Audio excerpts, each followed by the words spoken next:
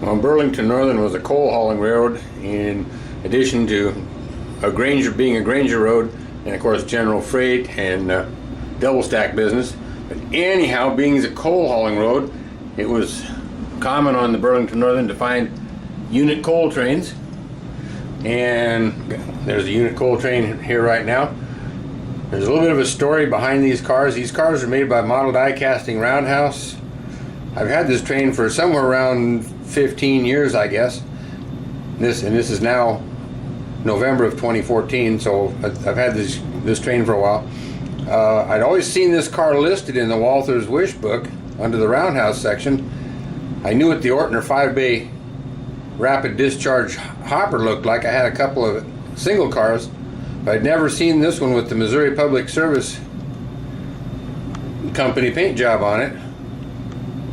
So I called Roundhouse one day and talking to some guy and asked him what did the paint job look like on the car, and he described the car as a light tan color with black lettering with a little red light bulb lightning bolt guy like you see right here. This is Ready Kilowatt, and of course you can see the other lettering on the car. And he asked me how many of the cars did I want. They had 53 of them in the warehouse. How many of them would I like to have? So I mentioned that if the price was right, I would take 40 of them. They sold the cars to me at wholesale cost, plus they threw in the shipping.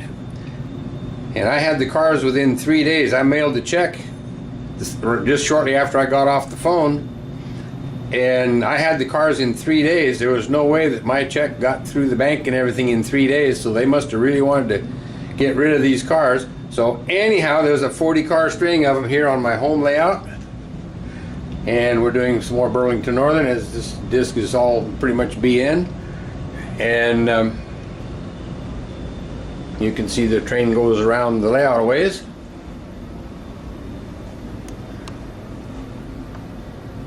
These cars are all equipped with KD number 5 couplers and KD number 5 13 roller bearing trucks. The cars are also weighted to 5 ounces a car, and there's the caboose right back here. And then their loads are by CM shops. I got a bit of a break on those too, since I bought 40 of them at once. Told them they didn't have to put them in individual packaging, just roll them up in some newspaper and shoot them to me, so that's what they did. So anyway, these are CM shops and loads, and the cars, as I mentioned, are all weighted to 5 ounces a car. The train runs quite well. I haven't run it in probably 2 or 3 years, so we're going to see how it goes. It's been sitting in the box for the last couple of years, so we'll give it a try with our Burlington Northern SD40-2s on it. And we'll kind of go clockwise around the railroad a little bit. Oops, we'll let this thing catch up. But anyway, on the front of the train, there are 3 SD40-2s, as you can see right here.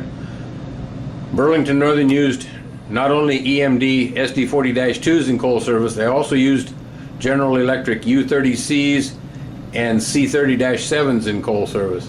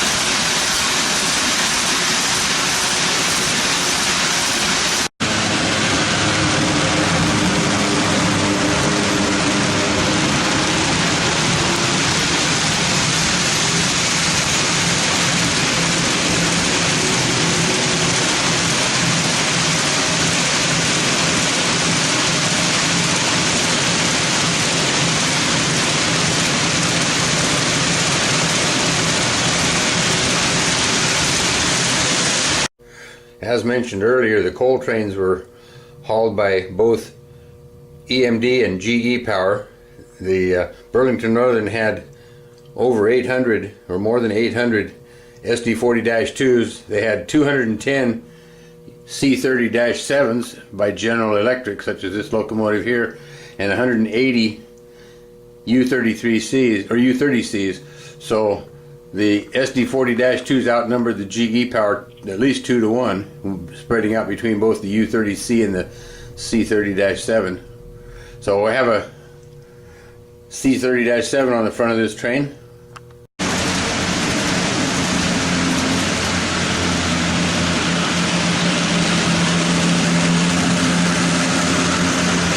The SD40-2s and the GE U30Cs and C30-7s are freely intermixed in coal service.